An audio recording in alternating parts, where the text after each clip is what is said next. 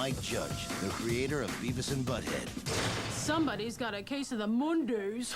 Comes the movie your boss Looks like you've been missing a lot of work lately. Well, I wouldn't say I've been missing it, Bob.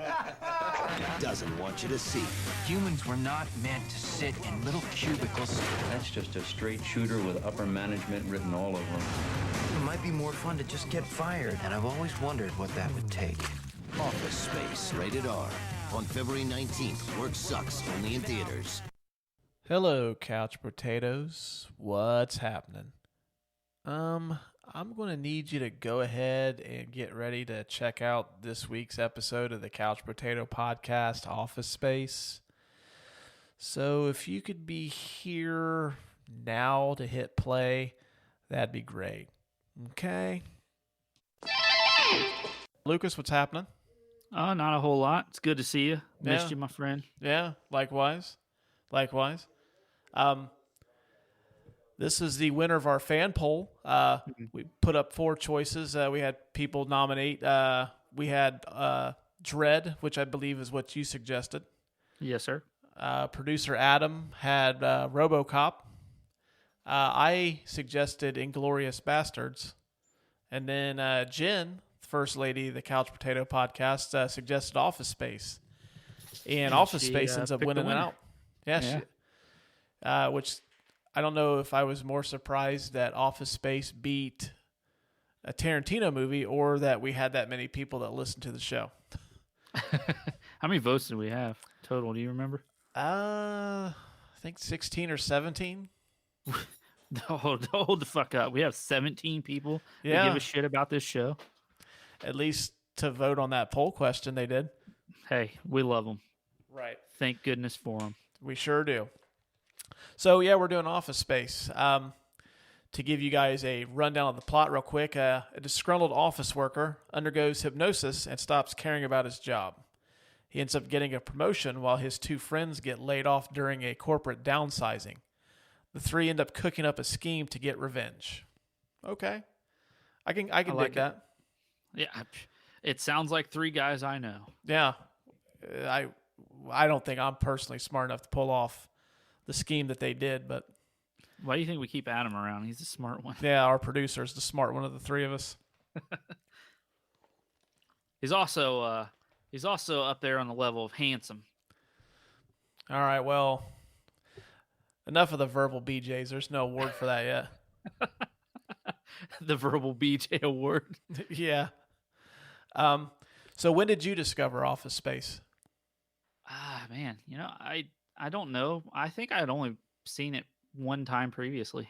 I don't even remember when it was I seen it. And I had to have seen it because I remember a lot of the scenes. I just really don't remember when I watched it the first time.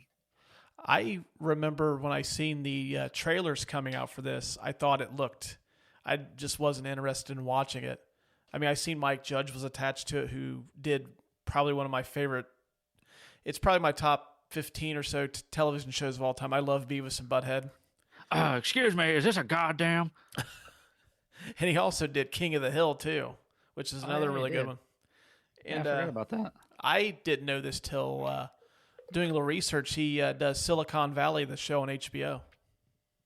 That's a really good show. I've ever seen it. It's really good. You should check it out. I will do that. I have a lot of time on my hands.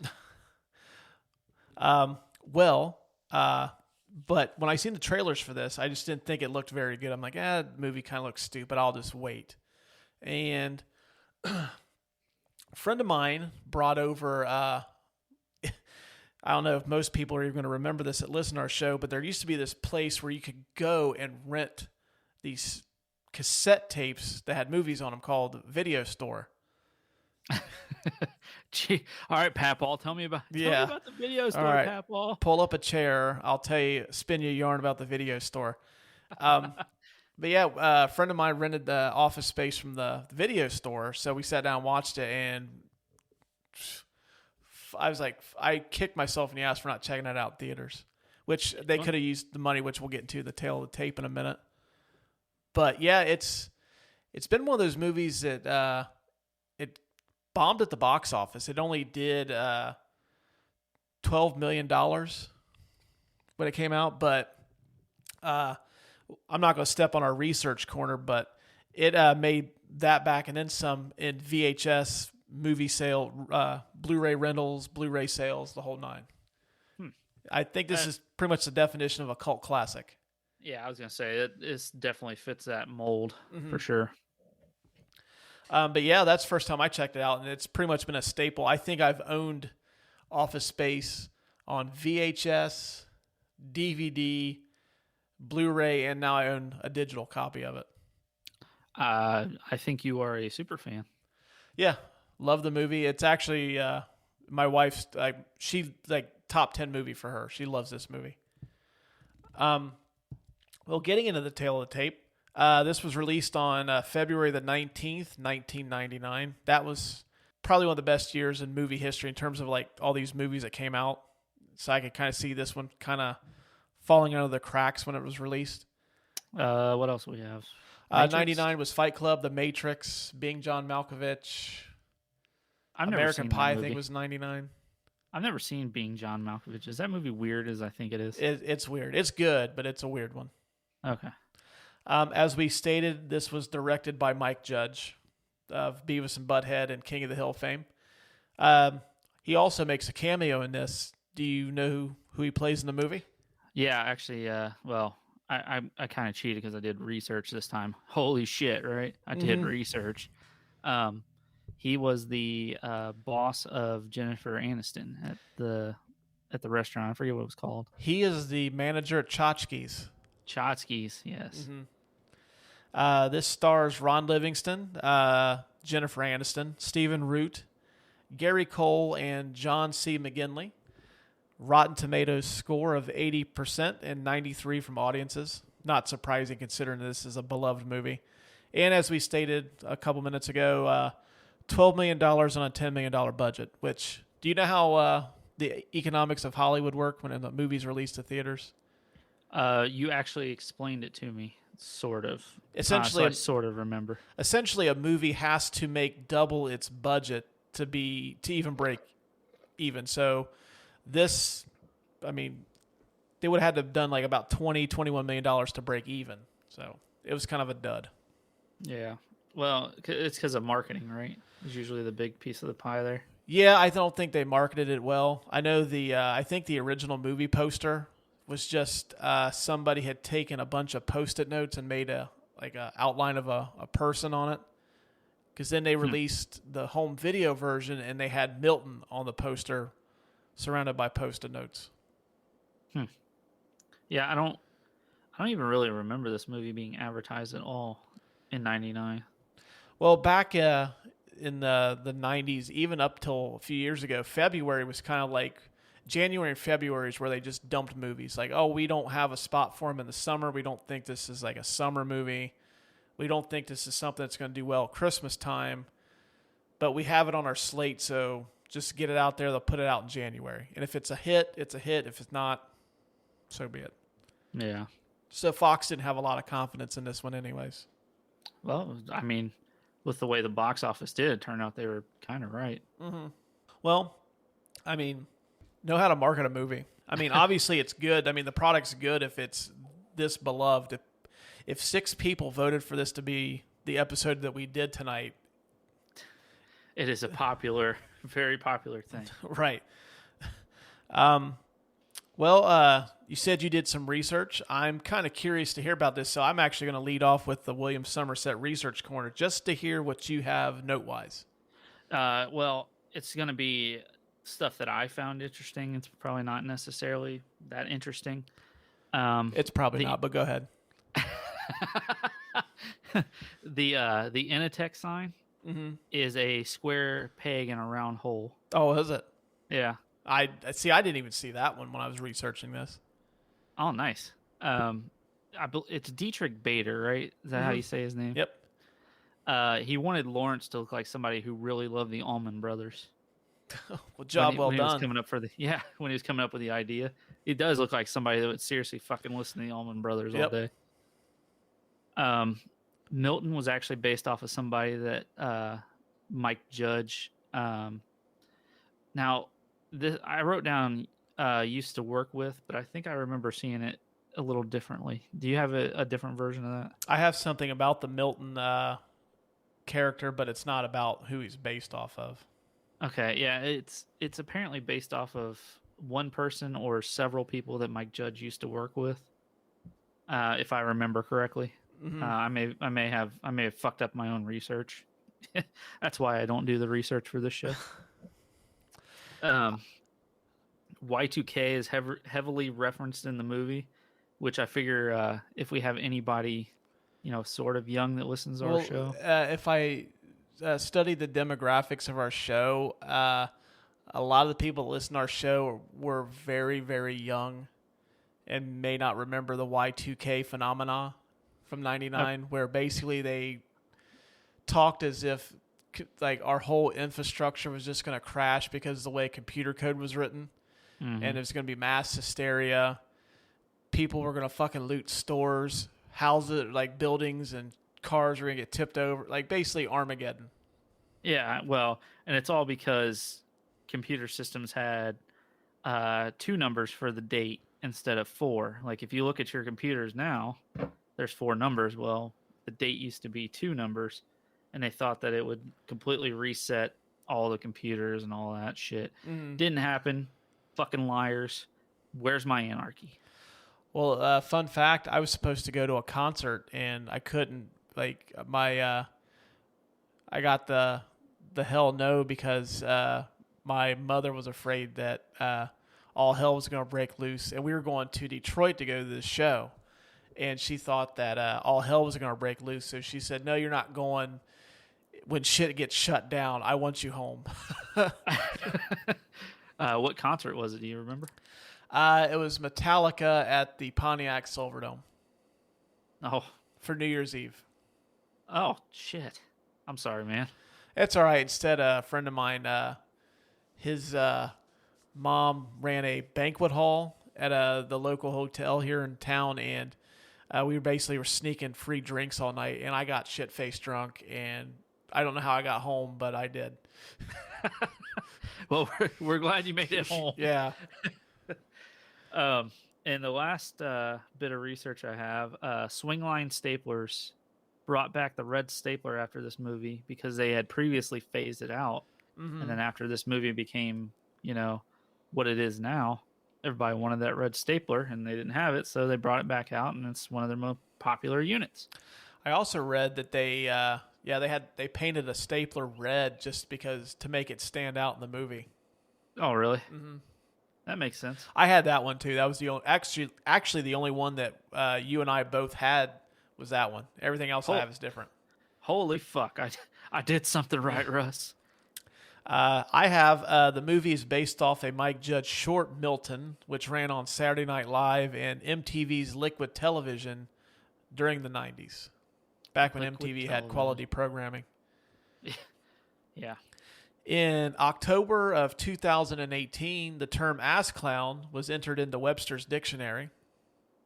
Damn. And Mike Judge was given credit for it. You have something good when your fucking word is in the dictionary now. Right, yeah. I'm still trying to get verbal BJ or thermos. Or at least a different definition of thermos. I'll have to trot that out at some point. Well, have you put it on Urban Dictionary? That's a dictionary. No, but I think I will. Verbal BJ. Adjective. Compliment. The movie made more on home video than it did during its theatrical run. The film ended up being profitable and was one of the more profitable films for 20th Century Fox in 1999, even bigger than some of their theatrical releases, which I think was something about Mary in 99. It was around 98, 99. Yeah, I know that's a Fox say title 98, too. But you're probably right. That's a Fox title too. Huh. Fox wanted Matt Damon for Peter, but Mike Judge felt the role warranted someone not quite as famous, so they ended up casting Ron Livingston. And then Vince Vaughn and Owen Wilson both auditioned for Lawrence, and Kate Hudson was considered for Joanna. Interesting. Would have been a really completely different movie. Yeah. Also, the budget would have been much higher, probably. Well, I don't think Vince Vaughn and Owen Wilson were quite that big yet. Vince Vaughn had done Swingers, and I don't know if Owen Wilson. I think Owen Wilson had Bottle Rocket, which is a really cool Wes Anderson. It's actually Wes Anderson's first movie, but neither one of them were like quite as successful as like The Wedding Crashers, and going forward for them too. Yeah. I actually just saw we finished up Falcon and Winter Soldier today, and so we decided to watch the Loki trailer because I didn't want, in case something was forward spoiling. I don't know. I was just being cautious. I hadn't watched it yet, and I watched it, and he's in that. Oh yeah, he's got that mustache that kind of looks like the one that you have. Oh yeah, this is a badass mustache, I must say. I wish you would have kept the Lawrence one that you had going there for a minute. Yeah, I just got rid of it. Oh, that sucks. I wish you'd at least kept it one more day. I mean, since we were recording this episode, we should have done it on Wednesday like we talked about. Yeah. We're busy men. We got kids. That's true. So yeah, that's all I had. I mean, I had the swing line stapler discontinued, the red stapler, but you already covered that. Yeah, I mean, there's quite a few little tidbits about this, but like nothing was like really popped out. Like, oh hey, Harrison Ford was considered for the role of Peter. Nick Nolte is always the person that seems to be considered for every movie that we do. Nick Nolte or Mel Gibson or John Lithgow. I could almost see Nick Nolte as Bill Lumbergh. Hey Peter, what's happening? That's a bad Nick Nolte. It actually wasn't that bad, I don't think. I knew who it was immediately. Well, my throat's kind of dry. I've been like chugging the water all day, so I don't have that gravelly voice that I normally do. That metal screaming voice. Well, you mean former metal screaming voice? Yeah. Hey, did I tell you that we got a name for the best scene award? I believe you did, but I'd like to hear it. I drink your milkshake award for the best scene of the movie. We're going to give it a test run, see if it works. Well, we'll see if anybody gets the reference. Yeah. So that means that you have to email us, folks, or hit us up on social media. Yeah, that's a good idea. We are at Couch Brotato Podcast at gmail.com, or you can find us on Facebook. Please hit us up, see if you catch the reference, what movie we're referencing in that one. I have my nominees. I know we talked right before we started. You have a fucking shit ton. I think you pretty much have. That's the best line one. I have 5 on this one. Yeah. Okay, I thought you had like the whole script as best scene of the movie. Yeah, I just typed it out. I thought, I'm gonna copy this and then I'm gonna make myself sound real good. Yeah, he's just basically the original plot of this episode was Lucas was just going to recite the Office Space script line for line, doing all the characters. Actually, I'd probably be a more successful episode too. Oh gosh, we may get 50 listens instead of 48. Ooh, bonus points. You know what, Russ? Whatever it takes. All right. Maybe we'll start doing that as like a bonus episode too. We just recite we just do a movie, like just take a script and just do the whole thing, like an audio version of it, and we just try to do all the characters. Art fuck me. No, I'm not doing that one. Why not? Just so I don't ever have to hear you say that again. Maybe we'll do Last Action Hero. I got dibs on Jack Slater. Oh man, I love that movie. That's happening at some point, sooner rather than later. Sounds good to me. Actually, I thought that was going to be the one we were going to do originally before we decided on the one we're doing next. Dude, we change our mind so fucking much about these episodes. Yeah, I can't keep up. Yeah, like I'll just see something. Oh, that sounds like a good idea. Let's do that. And then like I'll see something. It's like, nope, we're gonna do this one instead. But as you can tell by our listener numbers, like I'm not exactly the greatest programming director. You know what? We're pretty close to 1,000 listens all the time. Yeah. So I think we're doing pretty good. Yeah, we're getting there. Also, we're like a cult classic. There you go. See, And one of these days, somebody's gonna accidentally discover us while we're still doing episodes and getting 48 listens. And all of a sudden, we're gonna fucking get on there one day, and there's like 40,000 listens. Like, what the fuck happened here? Who are you fucking high? By that time, though, I'll be too senile to access the internet to check out the numbers anyway, so I'll have to have my son do it. What's the internet? It'll be something completely different by then, too. It'll be implanted into our brains. All right, enough of the chit-chat. The I Drink Your Milkshake Award for the best scene of the movie. I have the traffic jam at the beginning, simply Michael Bolton rapping Scarface's No Tears. That's fucking classic. And anytime I hear that song, that is the first image that pops in my head, where he gets ashamed when the guy's selling the roses along the street. So he locks the door, or he gets scared. He locks the door and he kind of hunkers in his car and turns the radio down. Yeah. And then after he walks away, he cranks it back up like some badass. This is off subject. That kind of reminds me of Buffy. You remember that scene from what's that fucking movie? Where Anna. Shit. Well, anyway, she pulls up in that nasty ass rap song's playing. Like, fuck my pussy golden. Observe and Report. There we go. Yeah. That movie's fucking weird. Yes. It's Paul Blart Mall Cop's dark, demented brother. Not the one where the fucking guy is going around flashing his dick at people. Yeah, and it's the size of a thimble. Yeah, and she like falls over and faints the one time or something. Mm-hmm. Yeah, that movie's ridiculous. And the traffic jam too. Also, I think everybody's done this at one point or another.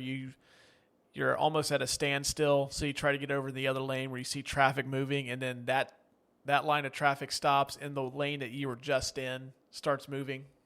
Like, I've done that countless times.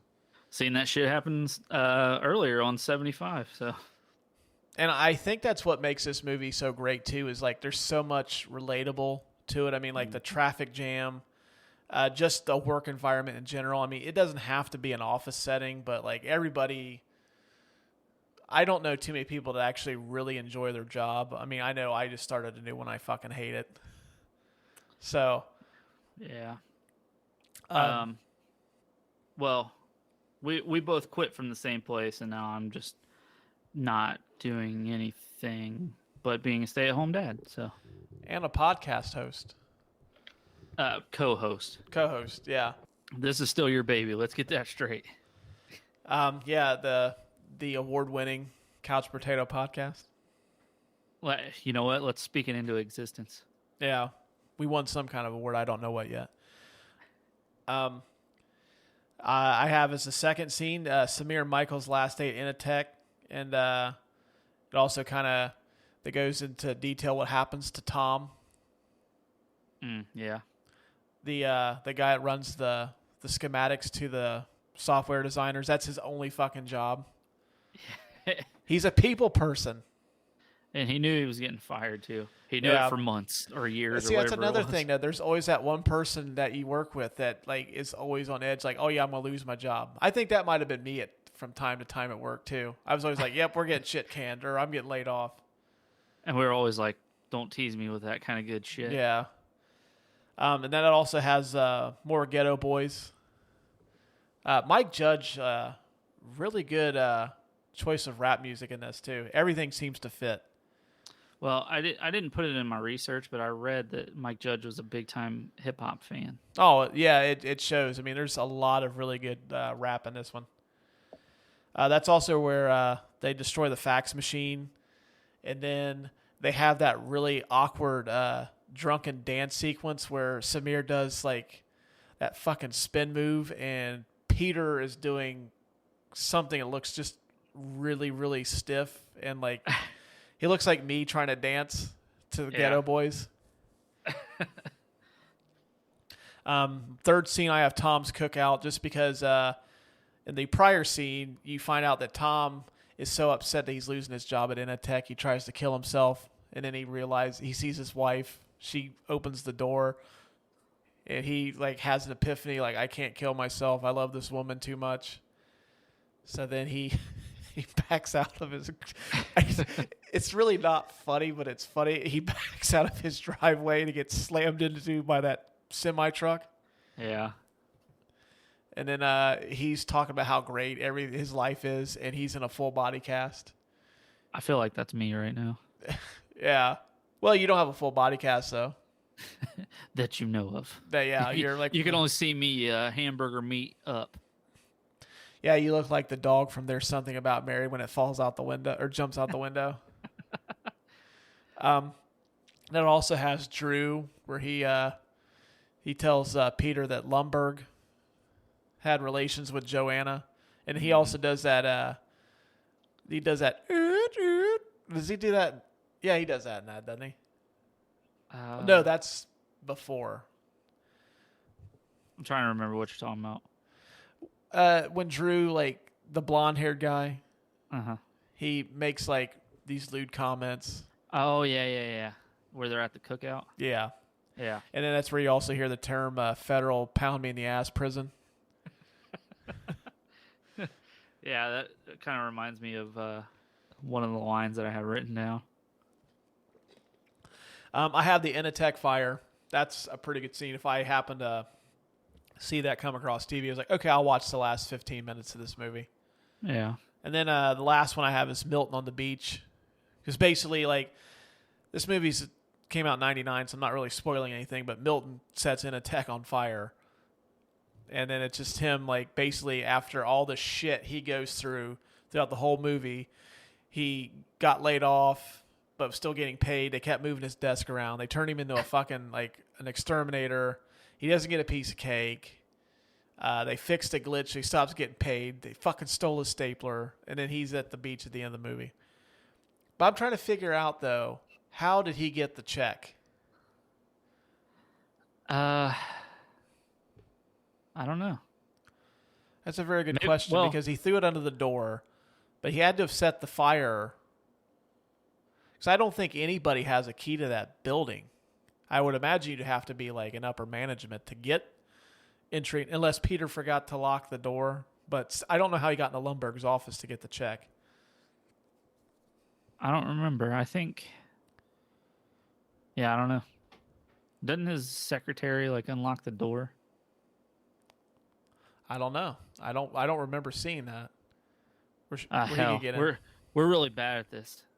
Did we even watch the fucking movie? I don't think we did. I think we're just reciting this strictly off memory. Oh Jesus, that's our first fucking problem. Especially you. Oh yeah, I have no. Where am I? Who are you? All right. Well, what do you have as your nominees? I got when Peter gets hypnotized and the hypnotist dies. Yeah, that was a really good one. I thought about putting that one on my list too, but I decided not to. And that's pretty much the setup for the movie, and I'm not giving him any shits. I need to find somebody to do that. I'll give it a shot. You're kidding. Well, just don't fucking go. Just don't die on me. Oh yeah, that's a fair point. I put when he cleaned the fish on his desk, but really that whole scene where he's not giving a shit and he's like kicking his cubicle over, he's eating fucking Cheetos. Too damn it feels good to be a gangster. Yeah. And then he throws the carcass of the fish on the TPS reports, which I thought about like when everybody was coming to him and he's just losing his shit because everybody's asking him like, "Where's your TPS report? Did you forget about? Did you get my email? Did you get the memo about the cover sheets and the TPS reports?" Yeah. So anyway, when Peter stole the fax machine for his friends to destroy it on their last day. Yeah. That's some stuff. That's like, I was thinking to myself, like, man, that's a good fucking friend right there. That's how you treat your friends. That's a really good, like, I wish I'd have stole something from our previous employer. But you and Adam left at different times, so we couldn't do it together. We should have just told him, like, hey, bud, why don't you just come in on, well, as you know, my last day was rushed, so. Yeah, that happened very abruptly. It did. I got fired. Then the scene when Lundberg is banging Joanna and drinking coffee and asking about the TPS reports. Yeah, that's a good one too. I was crying laughing. And then I also had when Milton burned down Initech, he finally got tired of the bullshit, and they took his fucking stapler, and that's the only thing he had in this world. Good for him. Oh yeah, good Milton. That's what Initech fucking deserved. I'm going to say that for me, the Michael and Samir's last day, where they destroy the fax machine and they get drunk, that's probably the best scene of the movie to me. That's the one. Whenever I think of this movie, if I'm thinking of a scene, that's the one I always refer back to, simply because Samir and Michael beat the fuck out of that fax machine, and to where Michael like gets so enraged he starts punching it like it's a human being, and the way that the camera shoots it, it looks like what you'd see in like a mafia movie where a guy's just getting bludgeoned to death by some dude's fist. Yeah. And they have to pull him off. And he's like dragging pieces of it with him. Mm-hmm. Yeah. Yeah. And like I said, it really reminds me of, what we would do if we had all left at the same time. Yeah. I don't know what we would have beat up though, but we'd have thought of something. One of them bitches. Something. All right. So we agree it's the last day for Samir and Michael. We are in agreement. Okay, cool. I think that's the right choice. Yeah. The King Kong Ain't Got Shit on Me award for the best line of the movie. This is where you have a shit ton of nominees. Yeah, you've got like 50. I don't know how it grew to 50, but yes. No, I have 10. Okay. So one that we use all the time, and that Lawrence used in this movie, fucking A. See, that's cool, but I always say F and A because I always reference Jason Bateman from Dodgeball. Okay. Where he goes F and A cotton, effing A, and he holds it. And now when they're playing on the Ocho. Mm-hmm. That's another one we got to do at some point. Although there's certain parts of that movie that, especially Patches O'Houlihan, it doesn't age too well. But yeah. There's a scene where they're talking after they come up with that scheme. Lawrence and Peter are talking, and Lawrence said, "If I had $1 million, I'd do 2 chicks." Something else was said, and he said, "Hell, man, I'd need $1 million for two chicks to double up on a guy like me." I think Peter asking me says, "You do 2 chicks at the same time," or something like to that extent. He goes, "Yeah." He goes, "It'd be $1 million. I need $1 million for 2 chicks to double up on a dude like me." Anyway, then there's when Peter is at the hypnotist office. He said, "Every single day you see me is the worst day of my life." Hypnotist asks, "Is today the worst day?" He said, "Yep." The hypnotist, man, that's really messed up. Yeah, I think it's the way he delivers that line too. He goes, "Man, that's messed up." Yeah, he's just like looking away, real sad. What else is that guy in? I recognize him from something. I don't know. I thought he was the British actor who was in The Naked Gun 2. Yeah. He's the one that he was the guy that was in the wheelchair that was like the big he had a plan to save to reduce Earth's pollution and stuff, and then they kidnapped him and they replaced him with that Southern actor, and he played both roles. That's the only but it's not him though. Yeah, I don't know. I thought I recognized him from something. When Peter goes in to talk to the guys that are doing the restructuring, The two Bobs. Yeah, the 2 Bobs. He says, "I'd say I only do about 15 minutes of actual work in a week," and that is another thing that I can also relate to. Yeah. I mean, I know my old, where we used to work, there would be days where, I would get done super early and just carry around pieces of paper to make it look like I was busy. A piece of paper and a pen. But I would seriously be like, okay, I'm just going to jot shit down on this and make it look like I'm doing something. But I'm not. I'm just off my own little world. Dude, you're seriously better at that than I was. I just fucking sat there. I gave no shits. What are they going to fucking do? Yell at me? All right, then I'll go do something. Mm-hmm. Michael had the line "cock gobblers," which I found funny. Some of these are just random that I laughed at, so they may not be the best line, but they made me laugh, so I figured I'd include them. Michael, when they're talking about conjugal visits to a prison, Michael's like, "I'm a free man and I haven't had a conjugal visit in 6 months." We've also, all of us have had moments like that too. Oh, yeah. Oh, by the way, real quick, the actor who played the therapist is Michael McShane, and you probably know him best from Robin Hood, Prince of Thieves as Friar Tuck. Yes. Let's see.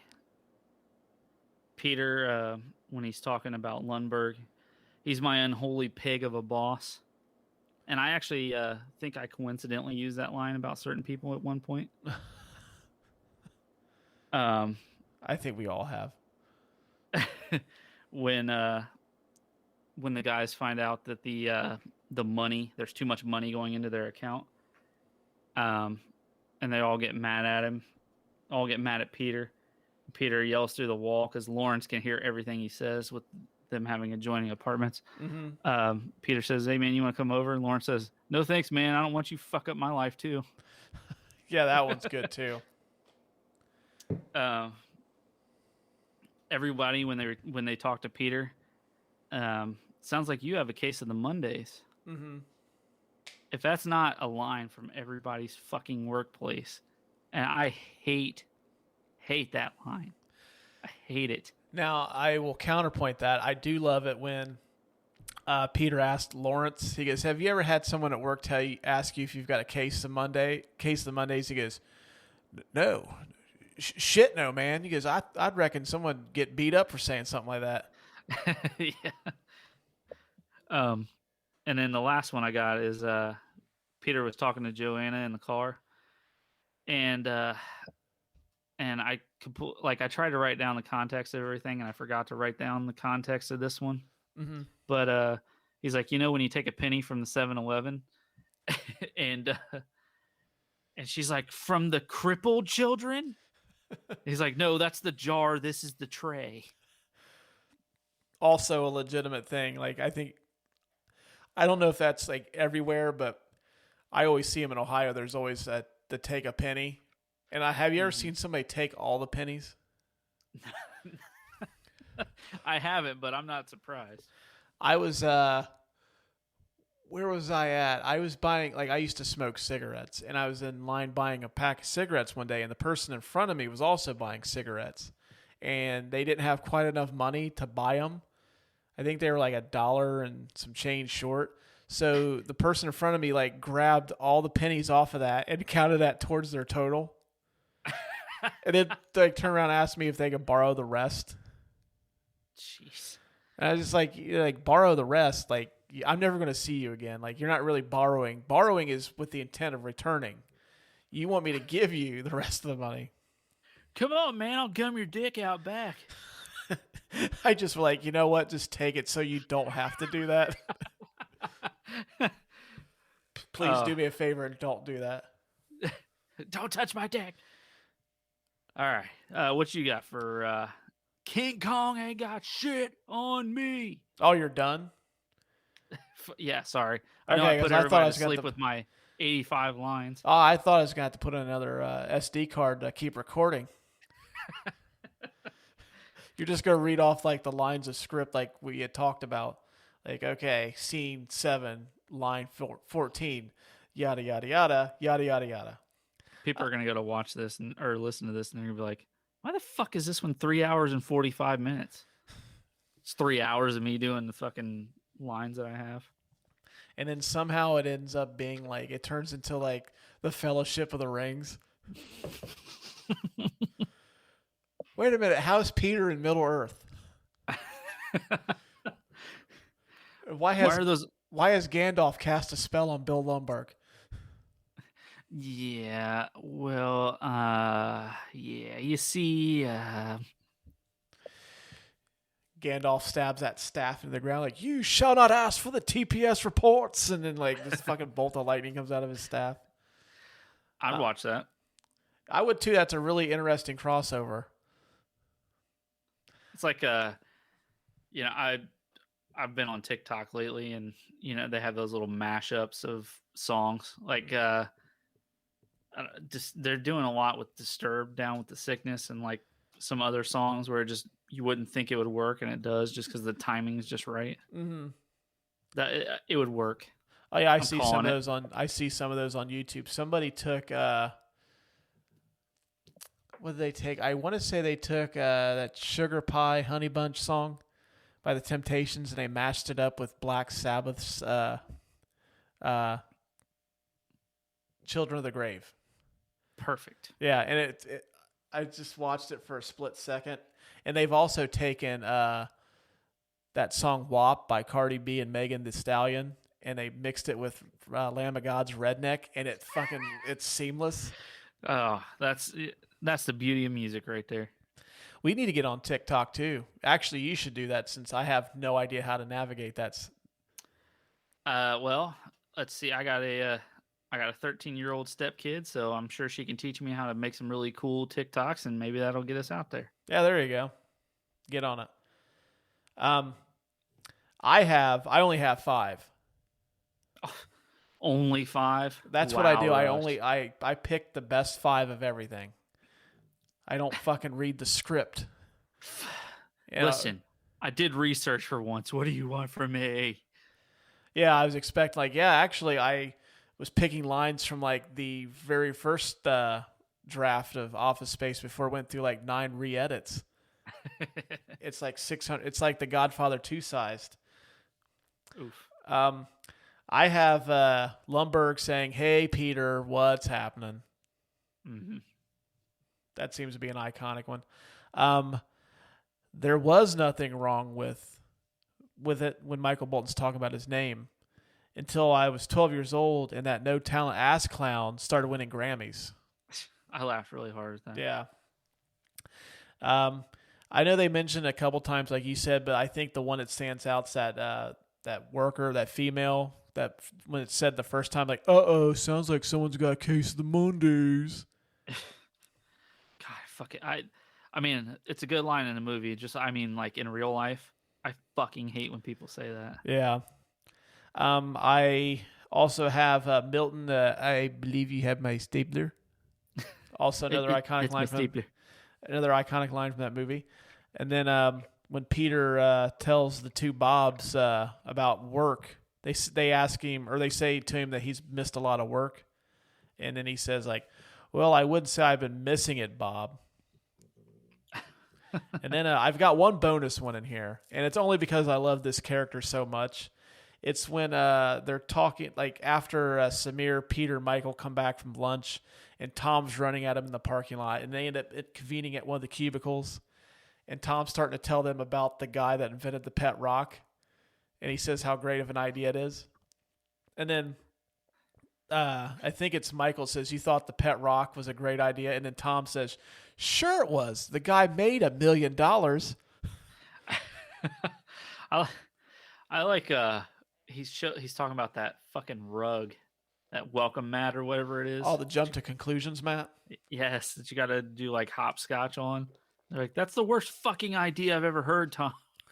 You know, while I was researching about this movie, apparently that's a thing. There's people like in colleges that end up becoming like a drinking game, and like people like made their own jump to conclusions mats. That, you know what? Why not? You know, I even thought about doing it at one point too. What kind of conclusions were you going to jump to? I don't know. I don't either. That's 1999 is a long time ago for me. I barely remember. Like, I had to double check to make sure we haven't already done an Office Space episode. That tells you how bad my memory is. Dude, people in fucking 99, like that were born in 99, can drink now. Let that crazy. sink in. And that's another sad reminder of how old I'm getting. Getting old sucks. It does.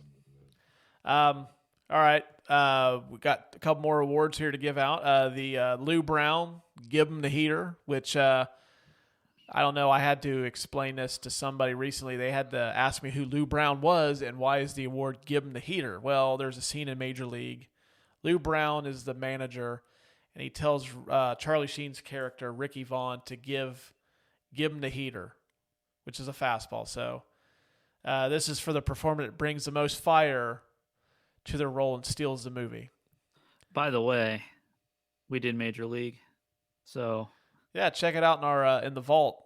We've got them out wherever you listen to your podcast: Spotify, Apple, Google, Amazon, iHeartRadio, Stitcher, Pandora. Probably some shit I ain't even heard of. Pandora's free. No fucking excuse. I have David Herman, who plays Michael Bolton. I have Richard Reel. He plays Tom. And I have Gary Cole as Lumberg. Yeah, I only have one, and I have Gary Cole as Bill Lumberg. Just because, I mean, when you think about that movie, you think about him. Mm-hmm. And his performance on there. I mean, like we were talking about, this movie just feels real. Mm-hmm. And we all know fucking Bill Lumberg. Yeah, everybody's it's had a boss at one point. It's been kind of, he's very passive aggressive, but like he's just a fucking dick. Mm-hmm. I'm not going to give it to Gary Cole because I have something else. He's coming up in a bit. Okay. I'm going to give it to Richard Reel, who plays Tom. I wanted to give this to David Herman, but every scene that Richard Reel is in, he fucking kills it to me. Like, I fucking laugh at that guy every time he's on screen in this movie. Yeah, he's really good. He is like he's throwing heat. Like, if he were a pitcher, he would be Randy Johnson, like winning the World Series for the Arizona Diamondbacks and murdering a bird. Yeah, he's on the mound. He winds up, throws his pitch, and he kills a bird. Or he almost takes John Kruk's head off, if anyone remembers that from an All-Star game years and years ago. So that's who I'm going to give it to. Okay. All right. And then our final... Go ahead. No, go ahead. So, yeah, I want to give it to him. So the award that I am going to give to Gary Cole is Who Wins the Movie? And Gary Cole wins the movie for me. I put Ron Livingston as Peter just because. Mm-hmm. I mean, because I really couldn't settle on one person. I mean, you could have had Gary Cole, you could have had Ron Livingston. I mean, you could have had Diedrich Bader. You could have had Jennifer Aniston. She wasn't in the movie much, but hell, she was great in it. You could have had who plays Milton? That's Stephen Root. You could have had Stephen Root. I mean, I was thinking about Mike Judge just because like Mike Judge created like probably an iconic comedy of the I'd say the last 25 years or so. Office Space is one of those comedies that lives on. Mm-hmm. It's always gonna be popular. It always speaks to. It has an audience. It's never gonna. Nothing in that movie grows old. At least the themes. But I mean, for me, I would say Gary Cole wins the movie simply because, in terms of the comedy movie villain, like Mount Rushmore, he's not quite on the Mount Rushmore, but he's close. Is he on the rock pile underneath that got chiseled off? Yeah, it's like if they added 5 more, maybe he would crack that. But Bill Lumberg's a very iconic comedy villain. He's not Shooter McGavin. He's not Judge Smales. Probably a couple other people missing, but he's on that. And I think he was able to personify the boss that everybody loves to hate. Everybody's had a boss that they don't like, that makes their job miserable, that make it to where you don't want to go to work. Everybody's worked for somebody like that. And to me, Gary Cole nails that. Yeah. I wonder, it makes me wonder if he, didn't get that from somewhere personal, maybe he had a shitty boss that, he had a shitty job and all that stuff. And that's where he drew the inspiration. I'm sure he's probably channeling it from somebody. But I mean, like Gary Cole was on a fucking he's one of those actors that's just really underappreciated. Like he's been on a role for quite a long time in comedies. He's Ricky Bobby's dad. Yeah. And to me, it's between him and John C. Reilly who steal that movie from Will Ferrell. Do you think Will Ferrell just goes over the top too much?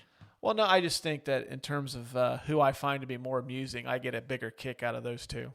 You know, in the era that we grew up in, we all know like a Ricky Bobby's dad. Like we all fucking know a dude that was just like that. Yeah, I think if I would have known him better, I think that might be my dad. I told you no onions on the steak. But yeah, Gary Cole wins the movie for me. Well, this seems like it's going to be another category we don't agree on necessarily. I mean, yes, Gary. Well, you know what? Like I said, there could have been a million of people that stole the movie, just because. Well, this is who wins the movie. Who's the best performer? Or what makes this movie? Like when you think of this movie, who do you think of? Yeah, when I thought about it, when we were getting ready to watch it for my research, Tina and I actually thought of Milton. Yeah, I mean, I think the stapler, like the meek, weird guy that everybody's worked with from time to time. Like that's kind of that makes sense too. He's got a case. He's got a case. Oh, we're going to go ahead and give it to Gary Cole though. Yep, Gary Cole wins. What you know what we ought to do? We should print off certificates. When you were in elementary school, you got the star of the week. Yeah. Or something like that. We should come up with some kind of printout and just mail it to whoever wins the movie in each of these episodes that we do. They're going to look at us like, what the fuck is this? Imagine them getting a fucking gold star paper. What the fuck? This is exactly what I got into acting for, to get a goddamn gold star from a second-rate podcast. Second-rate? That's being generous. I'd say we're more like a third-rate podcast right now. I was trying to hype us up a little bit. All right. Yeah, we should start doing that. So we've come up with anything with this episode. We've come up with two ideas. One, we do strictly a show where we read a script and we act out every single role in the movie. And now we will mail out the Who Wins the Movie award to whoever wins the award. How are we going to figure out where the fuck these guys live? I have no idea, but since you're not doing anything right now, I'll let you handle that. Oh, fair enough. You're going to get all this right after the episode's over. Google Gary Cole's home address. Fucking FBI knocking on my door excuse me. No, it'd be your luck to it'd have Gary Cole lives in I don't know, Flagstaff, Arizona. It's 214 East Main Street, Flagstaff, Arizona, 41131. Now I want to know where 41131 is. I'm probably going to say it's not in Flagstaff, Arizona, but possibly not. But what if that fucking was? If that is the case, I'm going to go play the lottery tomorrow. That'd probably be a good idea. That's some Nostradamus type shit right there. Figuring out the future. Well, Lucas, do you have anything you want to add before we wrap this up? Put a bow on this episode. Just like you said, it's an iconic comedy. All the characters in it are relatable and great. I think that is really, some of the best comedy is relatable. And yeah, that's a very good point. It really reminds you of when you fucking hate your job and you just want somebody to hypnotize you so you don't have to fucking think about it anymore. Yeah, you don't have to be in an office setting to get it. I mean, I think they just put it in that setting. But yeah, the movie works for any profession. And like you said, the themes of it are timeless. I mean, the same shit from 99 is going on in 2021. Yeah, we just don't have to worry about the Y2K bug. Which did nothing, by the way. Right, absolutely nothing. Everything was... I remember I woke up the next day, I was extremely hungover, and I watched college football all day. It's not Metallica at the Silverdome, but it's not a bad way to live your life. No, that wasn't a bad way to. I didn't see any cars on fire, so That's or Armageddon or whatever. right. All right. Well, I think we pretty much that we're gonna wrap this one up. Next episode coming up on May the. Let me bring up my handy dandy calendar here. We already decided this. I dropped a hint last night on our social media page. Mm-hmm. If you want to check it out, to be a very popular hint. Check us out on Facebook, Instagram. We're on Twitter too. So sometimes I'll drop little nuggets if I'm feeling up to it. But on May the 10th, we're going to finally delve into the world of superheroes. Apparently, Lucas, who seems to get more input on our show than I do, a couple people have told him they wanted to hear us do a superhero movie. So on May the 10th, we're going to do a episode on Guardians of the Galaxy. Woo! Yeah. One of my favorite Marvel movies. That is a good one. Fucking killer soundtrack. Oh, yeah. Killer soundtrack. That one's coming up. So, yeah, if you haven't yet, please follow us on our social media pages. We're on, like I said, Facebook, Instagram, Twitter. Lucas is going to start us up a TikTok here soon. I'm going to start doing them sexy dances. Yeah, so if you even want to watch for that, I mean, follow us on TikTok. We'll get you the info as soon as we can. You can also listen to us wherever you get your podcast. And you can email us if you have any questions, you want to shoot the shit. If you hate our show and you want to tell me about it or tell Lucas about it, we'll read them. We want to do a segment sometimes where we read your emails. So you can email us at the couchbrotatopodcast@gmail.com. So until next time. Hold on. I want to give a special shout out real quick to Nicole from Billy Gold Bubble Tea for shouting us out on her socials. Oh, yeah. I do appreciate that. I actually commented on her Facebook page or her Instagram the other day. Yeah, we do appreciate that. Yeah, it was really cool of her. We just got on the subject of hobbies, and I told her that I had a podcast, and it was by pure accident. I wasn't even meaning to mention it, and she said she would check it out because she had quite the drive home, and she checked us out. And next time I saw her, she said she really liked it, and she promoted it. So that was really cool of her, and we really appreciate you. Yeah, we do also, really appreciate it. It's the best fucking bubble tea of all time. It's actually the best drink of all time. Yeah, if you're in the Dayton, Ohio area, check out her. Is it a food truck or just a bubble tea truck? I don't know what that's called. You'll have to. I guess it technically would be a food truck. She does it in an old miniature school bus. And she's super friendly. She remembers everything about us every time we're there. She's just she's one of the coolest business owners that I've met. Yeah, so please go check her out. I've had said tea on Lucas's recommendation. It is really, really good. So, all right, until next time, we'll catch you guys later. And like I said, check us out wherever you listen to podcasts. If you listen to us on Apple, please leave us a review. That's how we can get noticed. That's the best way you can help out the show. So we will talk at you guys later. Bye, everybody. Deuces.